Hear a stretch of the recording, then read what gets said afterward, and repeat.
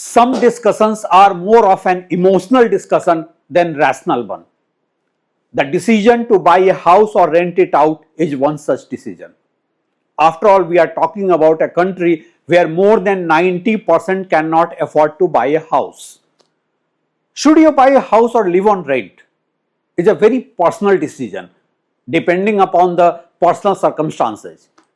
But before evaluating the financial and social implications to buy or rent, let's first see some of the oft repeated arguments in favor of buying a house.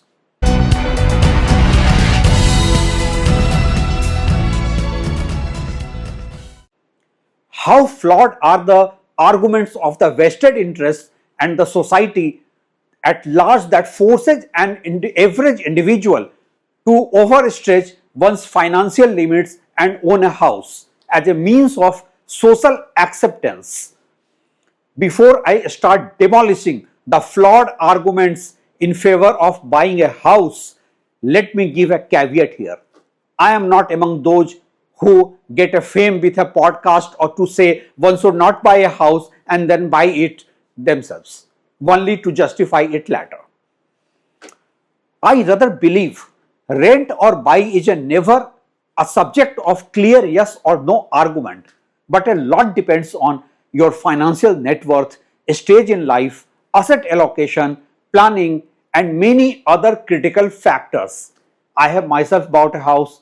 This video is just an attempt to give you a clarity as to how to avoid the psychological barrier or FOMO, fear of missing out, and social conditioning to buy a house even if your finances does not allow it. Arguments in favor of buy. Argument number one. Real estate is a real asset. People have made wealth with real estate. Reality check. A few case studies here and there are more of an exception than a reality. Yes, if you look at the absolute number, many people seem to have made it and have reaped sizable gains with real estate. Problem with such an argument is that the narratives are selectively picked. First of all, those gains are from landed property where some new infra project, some highways or airports in the neighborhood turned the land into gold mine. And what is even more important here is the fact that in good old days, no one was buying property with borrowed money. Furthermore, those gains are not being compared with other asset class during the same period. For example, a landed property worth 25 lakh rupees in 2000 is worth 3 crore today. Sounds like a mouth-watering returns, right? But it is just a CAGR return of 10.45%.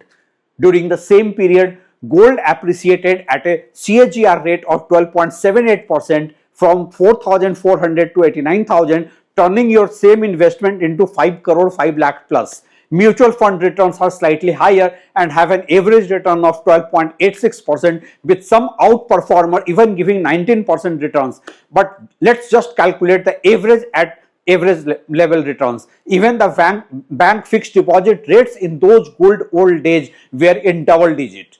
Now, someone would say mutual funds are risky.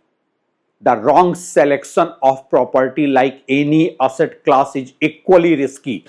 Fraudulent deals in real estate are more common than any other asset class. Risk here only stands for reckless investing sans knowledge. Okay, what about gold returns? That has far lesser volatility than real estate. Mind you, in India, the average housing price return in the last 20 years is a meager 6% CAGR as per CRISIL report. Then there is depreciating value of property as well. The above case study of 25 lakhs turning into 3 crore is an outperformer and of course a landed property. More importantly, there is no Sensex of housing as such, or else you would have seen lower circuit every other day. Since you don't check the prices of real estate on a daily basis and take absolute returns on face value, you carry home the feeling that real estate is ever appreciating asset. Argument number 2. Home buying is linked to social acceptance in our world as a symbol of stability in life. Reality check. If you are allowing society to dictate your life and more importantly, your finances, then good luck. No piece of logical advice is possible with someone having a mindset of proverbial char log kya kahenge. What will other people say? For such people, wrong financial decisions start with neighborhood gossips that act as a cultural conditioning. It's also a cultural condition when someone would tomorrow say, okay, I will marry you only if you have a house of your own. Mind you, many of the young couples whose pics are advertised as happy home buyers with builder sales brochures have actually not bought those houses, and they are not fools either. They are smart with money management and know that they are not yet ready to buy a house. The dark reality is that if you are more obsessed with social acceptance than your financial stability, the very same society will not come forward to help you in case of any emergency, be it a job loss or medical emergency. The stability in life comes with financial stability, and for that you need liquid money. Money wise people know the difference between asset and liability. Argument number 3. Will someone live on rent lifelong? Reality check. No one is asking you to live on rent forever. But home buying is not for you till the time you have some net worth. And you can leverage that net worth with home ownership. Home loans are no doubt the cheapest loans available in the market, but only if you have the ability to turn it into leverage and not make it a liability. If you have a liquid capital that is earning say between 14 to 18% and you are borrowing the same amount of home loan at the rate of 8 to 9%, then there is arbitrage in your favor. It is a game of leverage for you. But if house is the only asset that you have, then it's a liability. No doubt about it. The reality is that 98% young Indians who borrow for buying a house have no other asset in their portfolio, and they are living paycheck to paycheck life. Now your house as an investment does not have asset quality, something that you can sell and meet your financial emergency, be it a job loss or a medical emergency. A house on loan, if needed to sell in distress, does not even cover the bank repayment. Forget about putting money into your hands. Banks deduct more of the interest part in the initial few years of repayment and principal part at a later stage. This also brings to the table question as to what is an ideal asset allocation.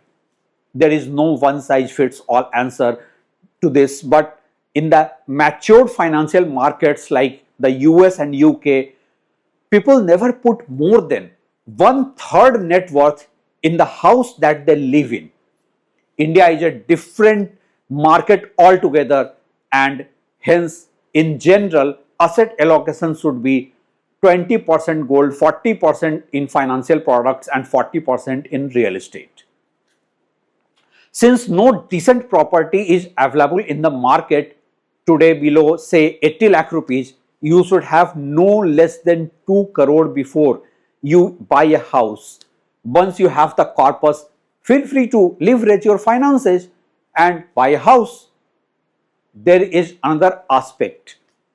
For an average Indian salaried class, reaching to the corpus of say 2 crore would takes time, right? So by the time you reach there, you and buy a house, you are in your 40s, financially stable. and with clarity of future, be it in terms of your children's school, college, or your future employment business. You buy at a place where you see your long-term future. No one is asking you to live on rent forever, but buying a house at an early stage is actually a drag on your finances and job options. Argument number 4. Rent increases 10% every year. Reality check. Wrong. This statement only comes from someone with a perception bias, one who has already made up his mind to buy a house and is looking for social approval. The ground reality is that rent has a saturation point in any given market. It's a subject to neighborhood, job catchment area, wage growth, rent to EMI ratio, new supply in the market, and many other critical factors. Normally, rent reaches to a plateau point in any given market after a few years, and then there is no further growth. Moreover, in terms of rental returns, India still is in the range of 2.5 to 3% returns, whereas home loan borrowing remains in the range of 8 to 9%. We are not like Dubai and many other developed economies where the borrowing cost is between 2 to 3% and rental returns are in the range of 7 to 9%. It makes sense to buy as early as possible in those places. What is even more critical here is the fact that if you invest the differential amount between EMI and rent wisely, since your 20s, you would be in a position to buy the very same house in your 40s without any loan, and that will also keep you financially flexible and cash rich in case of any need or emergency. Argument number 5. Why to make my landlord rich with my rent? Reality check. Do you make a restaurant owner rich when you go for a dinner? Do you go to movies to make theater owner or filmmaker rich? By this flawed logic, you make someone rich every penny you spend with. This logic has its merit only when the landlord is paying all his home loan EMI with your rent. Rent is equal to EMI. But in India, EMI is more than twice or in most cases thrice of rent.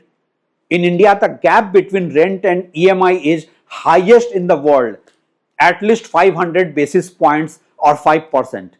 We only have China as a parallel where the gap between borrowing cost and rental return is close to 300 basis points. Argument number 6. It's better to convert rent into EMI of home loan. Reality check. Have you even calculated the difference between rent and EMI? In almost all the major cities of India, normally a decent 2-bedroom house costs 1 crore rupees, and that 1 crore rupees house is available on rent at the rate of say 25,000 per month. And if you borrow 80% of the amount for the same house, the EMI at the rate of 8.5% would be roughly around 70,000. A huge difference of 45,000. And it's not just the EMI which will definitely be higher than rent. There is an initial down payment of 20% plus 5% GST plus 7% stamp duty. All in all, a net outflow of 32 lakh rupees from your pocket. This money can be invested wisely to compound. This 32 lakh rupees invested over a period of 20 years at an average 12% rate would give you 3 crore rupees, more than 3 crore rupees. If the returns are say 14%, the amount would be some 4 crore 39 lakh 79,000 if it is 14%. This is what the down payment part. Now, if you take the differential amount between rent and EMI to be just 30,000 and not 45,000, keeping in mind rent increases over the years, this investment as SIP at the rate of 12% would turn your money into 2 crore 75 lakh 95,000. There are additional expenses with your own house. Once you move into the house, there are annual expenses such as property tax and society annual maintenance charges. Every few years, you may wish to repaint the home. You may wish to makeover in subsequent years. Argument number 7, property prices keep appreciating. If not now, I won't be able to buy in future. Reality check. Are you sure you are able to buy a house now? Really? With your own money? Please go ahead and buy. But if you invest same money wisely, that investment would give far greater returns than the house. The fact of the matter is that your understanding of affordability itself is flawed.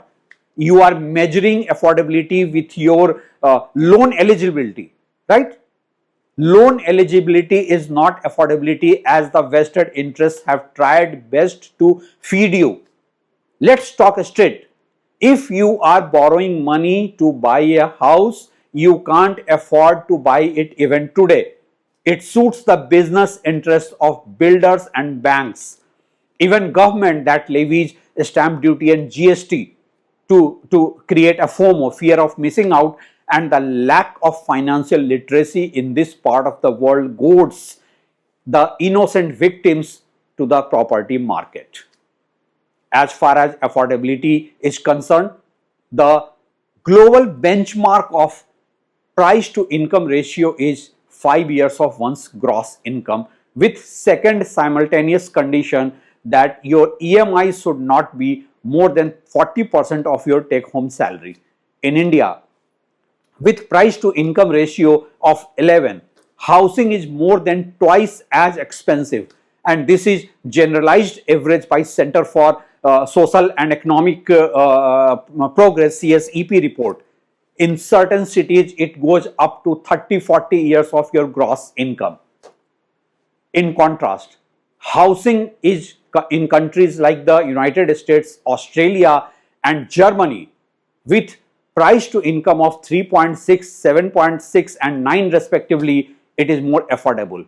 On the other hand, several other countries, especially in the developing world, such as Bangladesh, Sri Lanka, and China, have price to income that are worse than India's at 12.3, 26.3, and 29.1% respectively.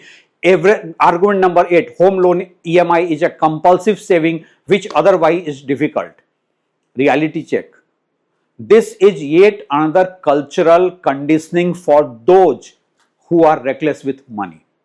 There is some merit in this argument, especially for the youngsters whom parents force to put money into home loan EMI than spending recklessly.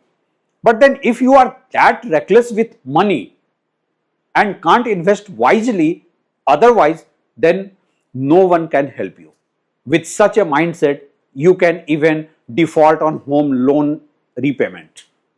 The fact of the matter is that wise investment is a mindset, and that requires financial literacy.